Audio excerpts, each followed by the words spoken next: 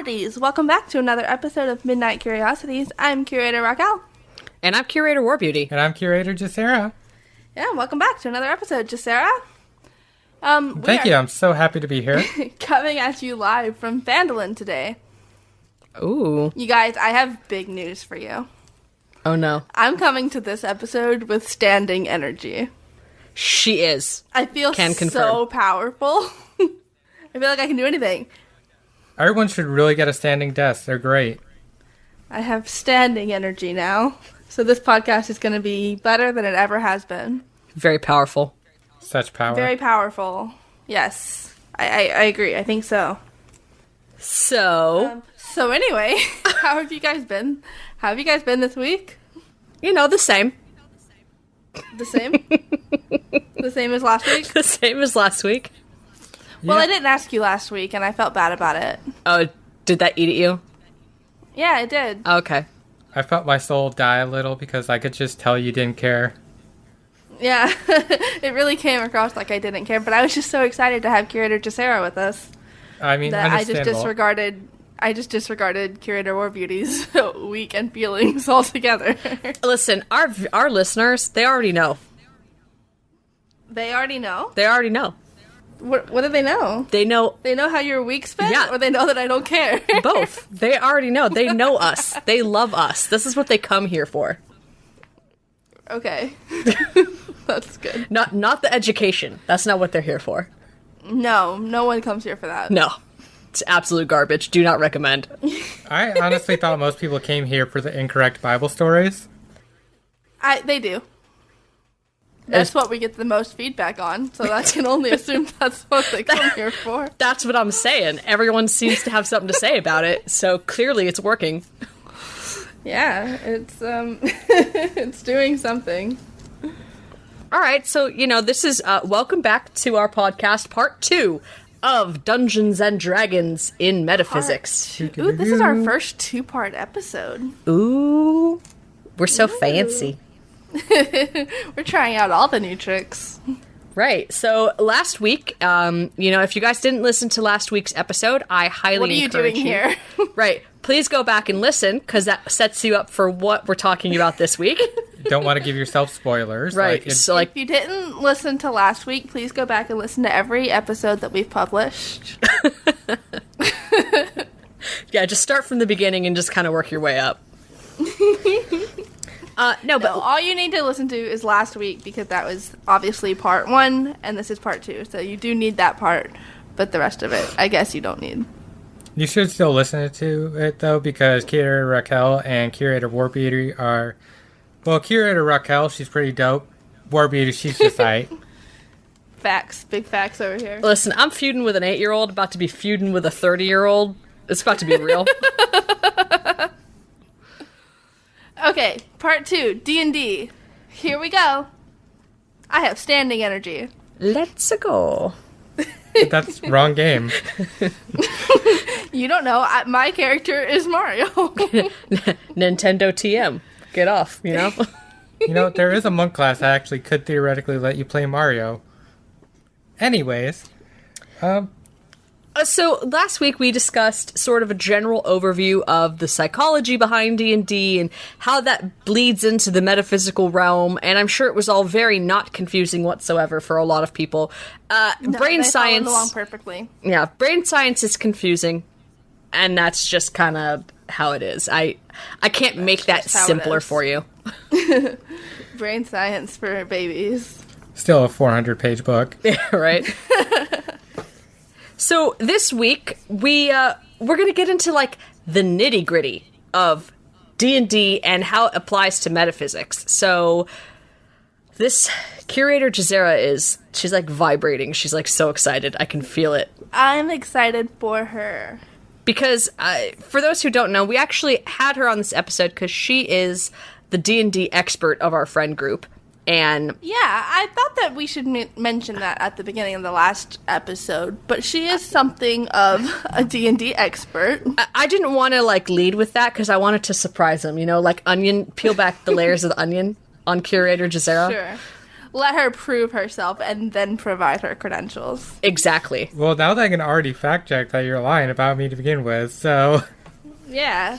So tell us about yourself, Curator Jacera, and your history with D&D and or metaphysics. So, my history with D&D... Put you on the spot. My history with D&D started, probably somewhere about 2010 was when I first played. I jumped into a campaign that was an epic level campaign, so I had no idea what was happening. Everyone else had like these godlike powers, and I'm just sitting there like, wait, how do I roll attack? Very confusing. Although I would say my introduction to D&D started much earlier. Particularly as a kid, I grew up with the Dragonlance books, as well as the Legend of Drizzt, two of my favorite series of all time. I highly recommend anyone that hasn't read them, read them if you're a fan of fantasy. And we all need a Tasselhoff in our life, just saying. But then I played another game after that. It was a 4th edition, I know. The edition that doesn't exist, the most hated edition, I know. But it was an interesting one that we were actually dragons, but we also had character classes. And it was this really interesting, like we could swap back and forth once a day. It was so much fun just being able to just play a dragon while also being a dwarf. And it was just fantastic. Since then, I've started getting into it much more recently. I've always been a big fan of the series and the game. And my pastime is just making up all sorts of characters in my head and just any class you name it, and I probably have like 8 characters developed for it. She does. She constantly asks me if I can kill off her character in our current campaign just so she can play a new character because she's like a ton of them. It's true. She does. She has so many of them. Okay, well, I think you are certainly qualified to help me and our listeners understand a little bit more about the game and how it is metaphysically associated. So what are we talking about this week? So this week we're going to be talking about applied D&D, especially in the sense of metaphysics, which sounds very weird. How can a game help you understand metaphysics? Well, I've always been a big proponent of the fact that fantasy shapes reality. What we read in books and things like that all that is stored in the same place in our brain as our real memories, and it can help shape our perceptions of the world as a result. So games like D&D, they can be not only one of our best tools, but our best hindrances when it comes to things like spirituality, religion, and magic. As we talked about in the last episode, magic, it's viewed as being able to shape the world to your will. Well, you can't have will without imagination, and things like D&D help shape your imagination. Now, so that can be one of the greatest boons you can have, but it can also be a hindrance because, in a way, D&D has a Hollywood-esque narrative to it. It very much plays up the fantasy. It makes things larger than life that in our world are much harder to conceptualize and understand, and they just seem so fantastic. Like, if you talk to most people and, what is magic? The first thing they might think of is someone just throwing their hand and making fireballs appear. Stuff like that. Which seems very unrealistic in our world. Sure. I would think that their first thought would be like a street magician or something like in Vegas, but... Maybe in like the 1980s. What is this, Burt Wonderstone? Personally a fan of Chris Angel. Yeah, what are you, Chris Angel mind freak? Like, what is this? Mind. I met Chris Angel in Vegas. Who says magic and thinks, oh man, David Copperfield? I met David Copperfield too. Come at me. You don't know. For people that grew up reading like novels, stuff like that, when they think magic, they're gonna think stuff like Harry Potter. They're gonna imagine wizards being in their funky hats, being able to shoot lightning and fireballs out of their funky hands. Hats. That's how you become a magician. That's the trick. Nailed it. Just podcast. Just solved metaphysics, guys. It's all in the hat. But when people see these things and they play these things, they are so over the top in a lot of senses, like, you know, being able to summon giant meteors from the sky, that, you know, it that can't be real. That it's just so extraordinary that it can't actually happen in our world. Which actually gets into a huge debate between myself and Curator Warbeauty. Huge debate. We won't go into it here, but at least not in great detail. But, you know, I always argue the fact that, you know, we are at a disadvantage in our reality because we don't have that same evidence that someone in the Forgotten Realms might have. You know, you can't go up to someone that claims to be a magician in our world and be like, okay, show me. And then they just throw a fireball. You know, as going back to the Skeptics episode. Yeah, we've discussed that plenty. Yeah, it is much harder to tell in our world and prove it. You go into the Forgotten Realms, go up to a high-level wizard. Hey, show me magic's real. He throws a fireball. Okay, that might have been a fluke. He throws another one.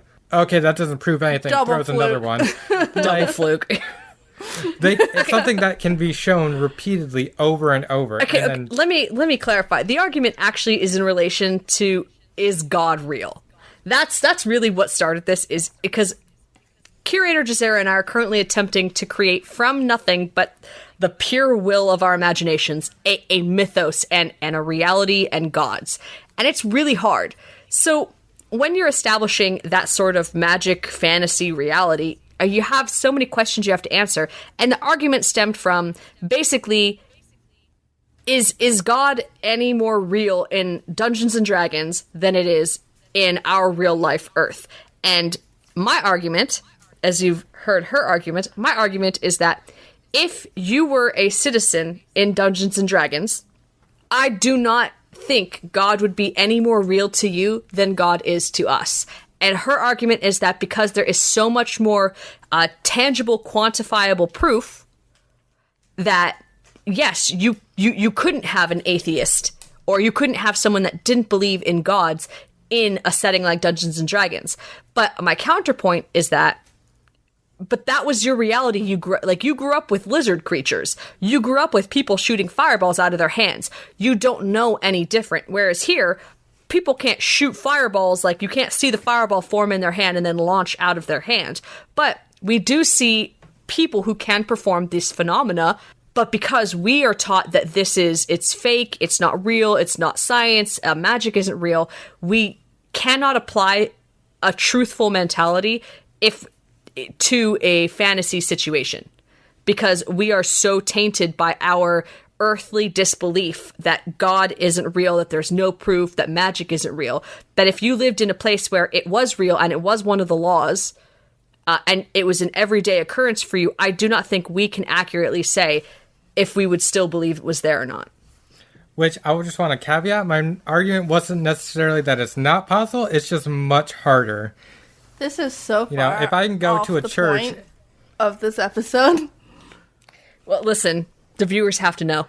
Okay, your personal disputes aside, can we please talk about applied D&D, please? So I was applying D&D to God. You were applying actually... D&D to Jess's face. Well, it kind of gets to an argument of why, like, faith and religion and stuff like that are so hard for so many people in the modern day. I know it's something I struggle with personally, you know, due to past spiritual trauma, is trying to, there's no evidence showing that this thing is real, whereas like things like D&D, the evidence is overwhelming and it is so visual you can see it. But I would argue that those same things are real in our universe, but under a different lens. And if you take away some of the fantasy veneer... The Hollywood lens, as we call it here. Yeah, the Hollywood lens. If you take that away, a lot of these things and the theories and stuff like that actually do exist in real life.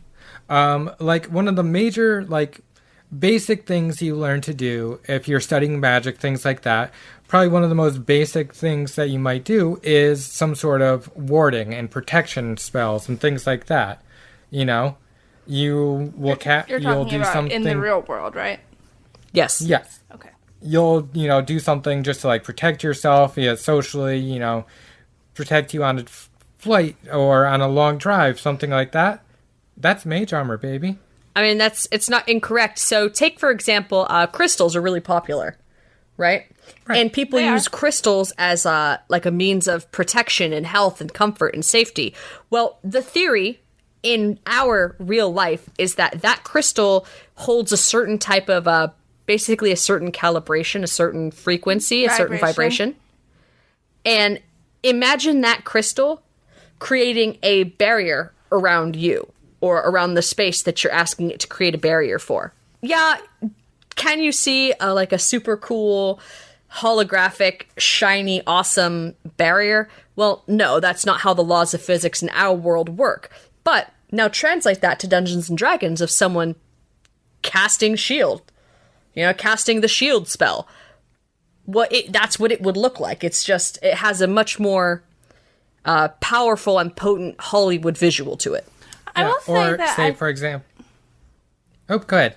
I just, I think that it's worth mentioning that I think the influence of D&D and other fantasy-based media affects how people practice magic now. Because absolutely. If you say you take a crystal and you want it to do the shield spell, then by imagining it and by visualizing it, then you are giving it the power to do that. Absolutely. And so I think that D&D is exposing people to the different kinds of spells that they might be able to do in the real world. And through the theory of imagination, they are accomplishing that. Exactly. Like, take, for example, another good example would be like invisibility. In D&D, you'd wave your components or your spell focus, your crystal, whatever it might be, and then your body shimmers and then just vanishes. We don't exactly have Predator technology. If you do, can I borrow it? Right. Give us a call. Tweet us. But have you ever met someone that can just blend so perfectly that you just completely forget that they're there? They're just unnoticed. Yeah, they just blend so well that they just vanish. Like, I've literally had situations, I actually used to kind of be good at doing this myself, like, intuitively. I used to just kind of blend in the background so well. I remember being in high school and literally having a situation where I was sitting across from someone at the lunch table, and they're like, "Hey, where's Jacera? I haven't seen her all day."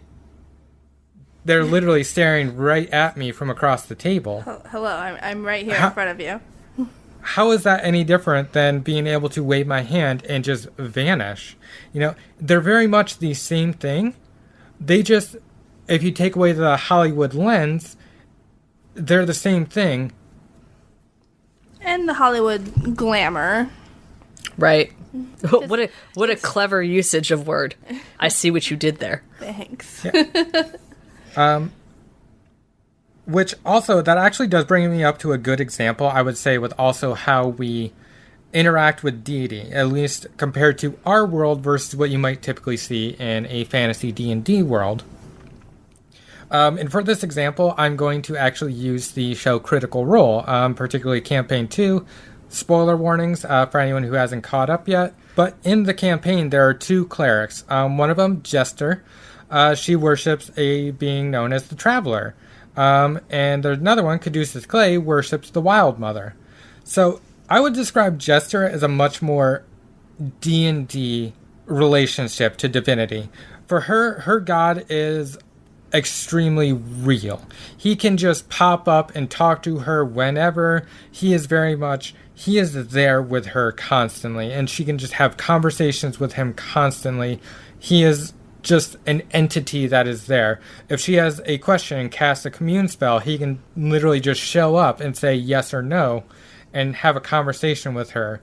That is possible in our world, but it's much less likely. That is not necessarily how deities typically show, at least not unless you are much more practiced and know how to communicate with them better. It's called prayer, and you should all be doing it. So saith the zealot. Right. But From my experience, deities don't exactly interact with people like that in the real world. Peasantry. But Caduceus Clay, he worships the Wild Mother. And for him, I would describe his divinity and his connection to be a much more realistic example. For him, it's more intuition and feeling. He doesn't have God showing up and being like, hey, I need you to go do this thing, and setting him on a divine mission. His is very much, well, nothing is stopping me from doing this, so I must still be on my divine path. He is very much a character built entirely on faith, and I could just see Curator Warbeauty's zealot eyes just sparkle. Right? That's how I live my whole life.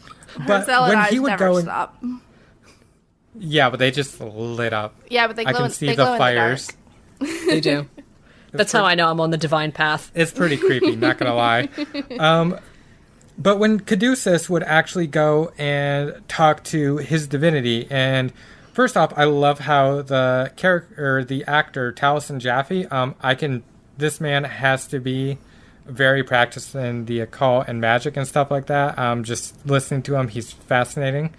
But how he does his magic, it is very much setting up rituals very carefully, uses a lot of like trance states and things like that whenever he goes for any bigger things.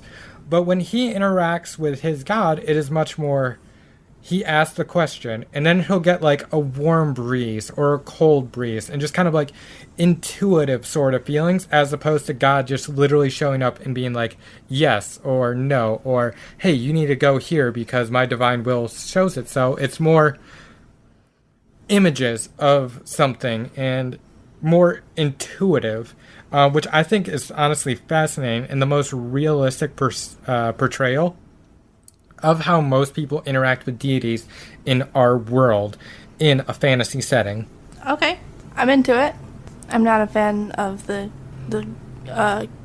Critical Role itself, just because I'm not familiar with it. You should watch it because it's fantastic. There's too much of it for me, personally. There's just too much of it. That's just fair. Too much. Okay. Well, I think we should talk about how D&D has influenced other aspects of our world. All right. So this is interesting because D&D is it's a fun. Okay. There are two parts to D&D, and here's a Warbeauty brain teaser for you. Okay. You ready? Oh boy. All right.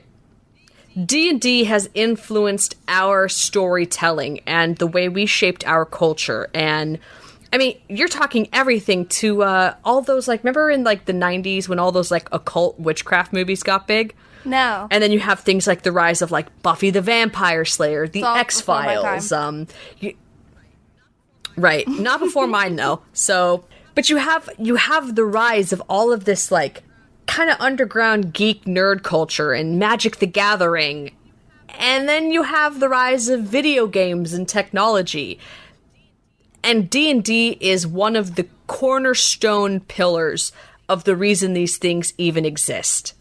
Yes. But it's interesting because a lot of people, and we have actually kind of said this narrative a little bit, but I'm going to challenge this, is that, you know, D&D has shaped how we operate and view in reality and pop culture, but I would argue that we were responsible for the creation of D&D, of Dungeons and Dragons. So, you know, is D&D so outlandish and strange, or is it just a new way of telling narrative? Is it a new way of creating a phenomena that people have been creating pretty much since the dawn of man? I mean, it's interesting because, you know, not only do you have a rise of individual storytelling amongst friend groups, but D&D has given rise to the whole genre of gameplay podcasts, which is all storytelling, and they're playing a D&D game together, and it's the same idea of telling a story amongst your friends, except it's now on this huge scale. You know, we mentioned the Adventure Zone in the last episode, and that's one I think is very popular. Critical Role is another. There's these huge, like, D&D podcasts that have such big, like, outreach. It's massive. And I think things like that bring people into the game to hear the story, even if they don't want to play the game themselves. I was one of those people. Right. You know, it's the classic bard in the tavern situation, and they're luring us in with songs and poetry and dance and interesting tales of faraway lands and maidens and knights and dragons and monsters and creatures that are unconceivable for us in our day-to-day mundane. Right, yeah, they are. But it hooks us. It does. Yeah, it hooks us in.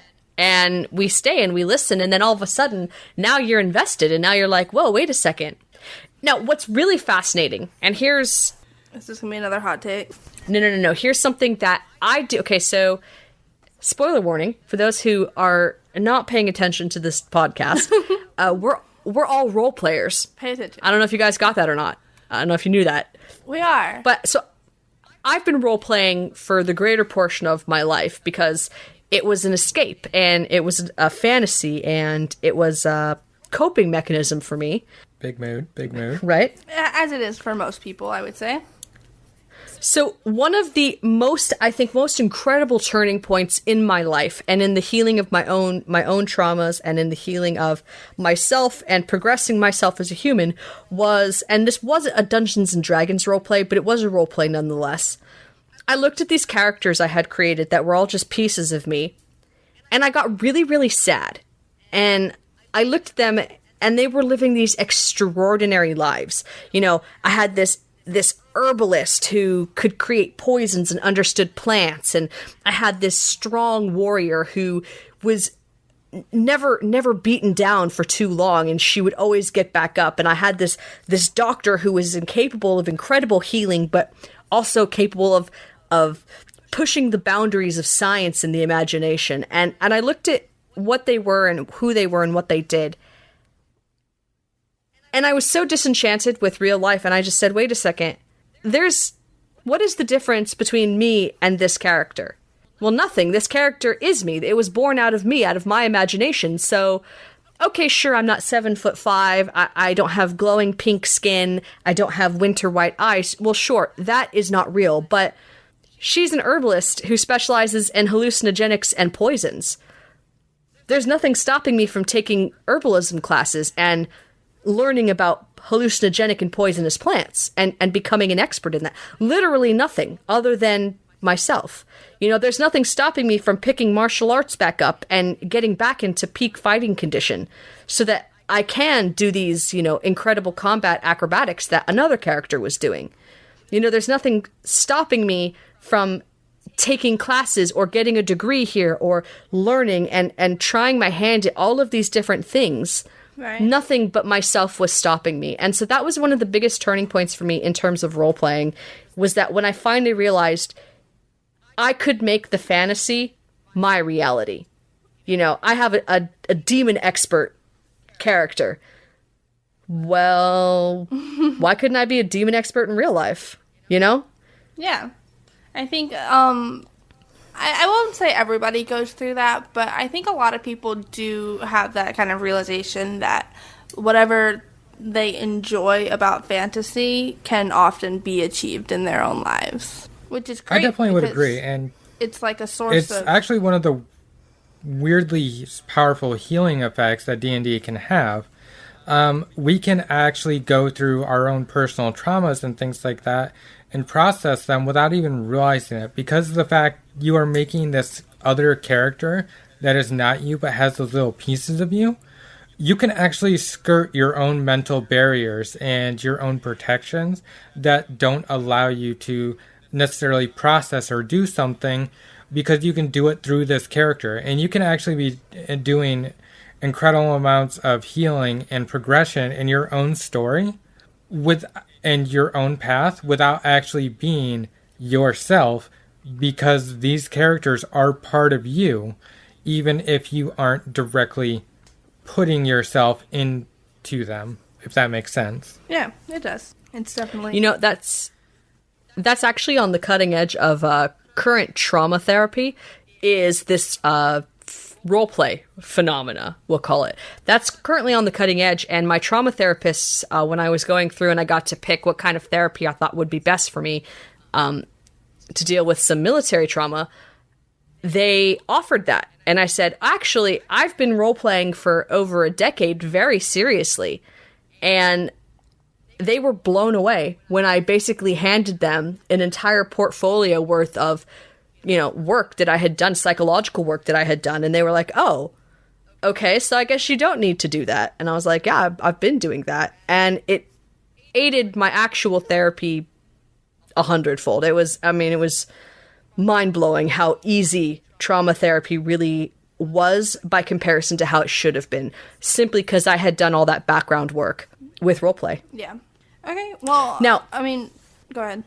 No, there is something I do want to hit on, and this is an interesting conversation, okay? So people are like, well, they're probably still like, okay, great, that's cool, and it's healing, and it's powerful in science, and yay. How does it translate to real life? Well, here's something I'm going to challenge for you, because you're going to sit there and be like, well, I'm not a wizard. I'm not a mage. I'm not a cleric. I'm not these things. I can't do this, Sucks right? And you have this you. I can't mentality, or that's not real mentality. So let me challenge everybody right now. Okay. It is wizard. Wizard? For which class? There are several magic user classes that I could go into a whole rant about. No. One that requires book study. That would be wizard. Okay, I thought so. I wish I was a sorcerer, but we're not all that lucky to have our parents bang a dragon. Okay, so there are several classes in D&D. You can have things like bard, ranger, sorcerer, warlock, cleric, paladin. But there's one class called wizard. And I think that this is going to be the most accurate snapshot of fantasy magic versus real life magic. Because real life magic, like actual magical and occult practice study, is extraordinarily academic. And I think it's one of the biggest disillusions people get when they get into witchcraft and into the lifestyle and into the culture of it, is they just simply aren't informed how academic it really truly is if you want to cast spells. You have to have a very intimate understanding of, the laws of our world. So in D&D, there is a class that does exactly that. Through study and great study, they have great achievement, and that is the wizard class. You have a sorcerer class who, mom had relations with a dragon, and now you're half dragon, so you inherited your magical powers that way. Or warlock, where some otherworldly entity was like, I'm going to give this to you because I love you, but also you're my slave. Right. You need to sacrifice 3 more babies by the end of the week or you're fired.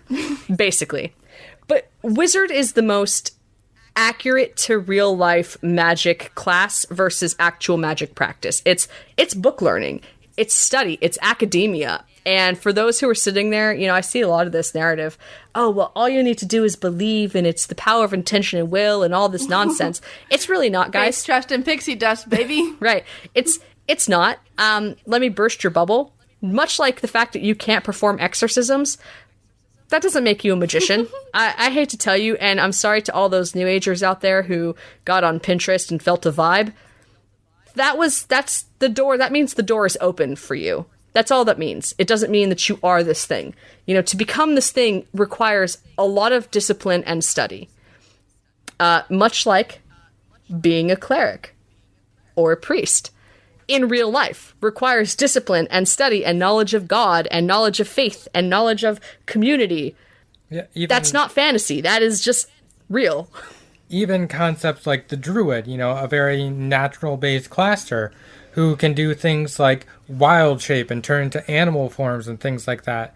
That is actually a magical practice that does exist in our real world. Now, it's not necessarily the same thing as actually being able to, turn into an actual wolf or anything like that, or take on an actual form, but it's more of a spirit form. Those are actually very common in shamanic practices around the world. This idea of taking animal shapes and shape-shifting into different forms. It is actually very common throughout mythology and different practices. However, it is not something that your average apprentice or someone just getting into it is going to be able to just pick up and do. It requires a lot of work and a lot of study. Anything worth doing requires a lot of work and a lot of study. Right, absolutely. And to all of the haters out there who are going to challenge that, I can't shoot a fireball out of my hand, I'm going to challenge you with the same concept. What do you think a flamethrower is? That's just fire out of my hand. Actually, that does bring up an interesting argument on our world. And I would say that our world, largely rather than going with like wizards and sorcerers and things like that, as a society, we spec into artificers.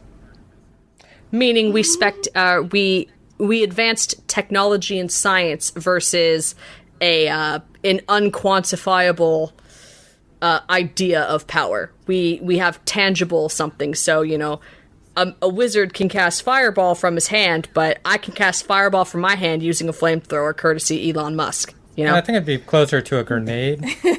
Burning hands would be more like a flamethrower. That's true. But that's just nitty gritty. It's just me being nitty-gritty. Semantics. But that's, you know, that's kind of some of the fantasy reality distinctions that you can make. And I would argue, and this is interesting, and I hope that there's a lot more studies done on this phenomena, in that somebody who, give two people flamethrowers, all right? Or grenades. Okay, I like it already. Confused, mildly concerned with this I'm is here going, for but I'm it. here Okay, for no, it. you got two people with flamethrowers Alright. or grenades or whatever. It's gonna be some means of fire. Me and Curator War Beauty. We both have flamethrowers. I'm going to step back. Well, no, we're the same person. Okay, it's gonna be us versus Curator So- Sarah. I got bad news, bro. Give someone like us who is deeply steeped in roleplay and fantasy and has belief and faith in those other worlds and those concepts, and who uses the imagination actively. Now give the flamethrower to another person who does not have that background. They do not use imagination. They do not subscribe to fantasy. They think it's all hokey, or they just simply don't know about it or whatever, but they don't have that background.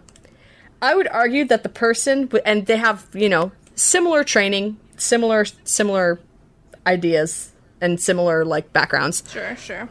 When it comes to handling the flamethrower, I would argue that the person with a fantasy roleplay background is going to be more effective with their flamethrower than the person who does not, because they are going to have more of a disposition to have absolute blind conviction and faith that their burning hands, that their firebolt, that whatever, their flame is going to deal damage, and it's going to work. And they're going to be, I would argue, braver in this case, because they are going to go in with a powerful conscience of will and walk in to, you know, slay the bad guys. Versus somebody who does not have that background is not going to have that same mentality going. And this is not, they're not a knight slaying the foes, slaying the dragons, you know? Right. Yeah, mentality plays... I have bad news. Your zealot's showing. Oh, is it? Her zealot is always showing. Yeah, well, I think mentality plays a huge aspect into everything that Right. you do. Well, thank you guys so much for joining us this week. Oh, you know what I forgot to say last week? What?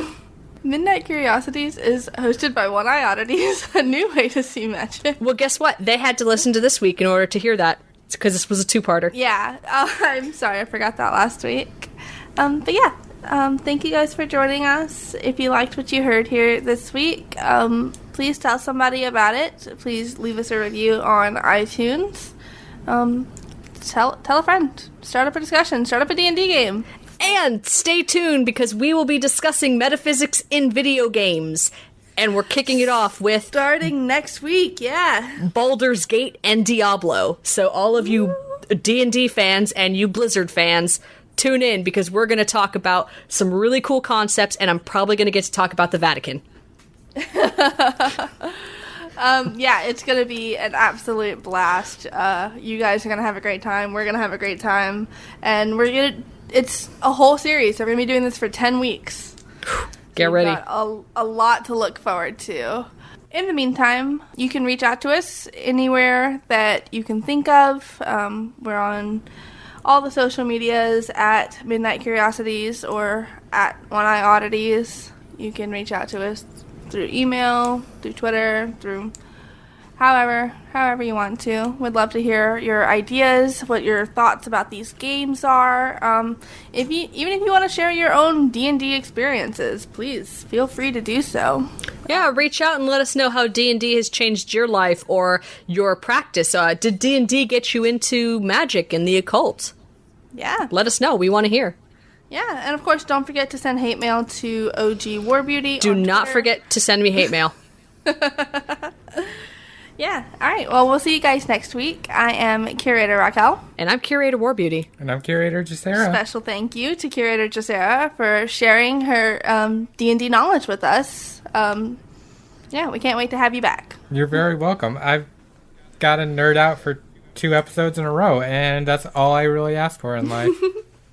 Alright, well, we'll see you guys next week. And as always, don't forget to become an oddity.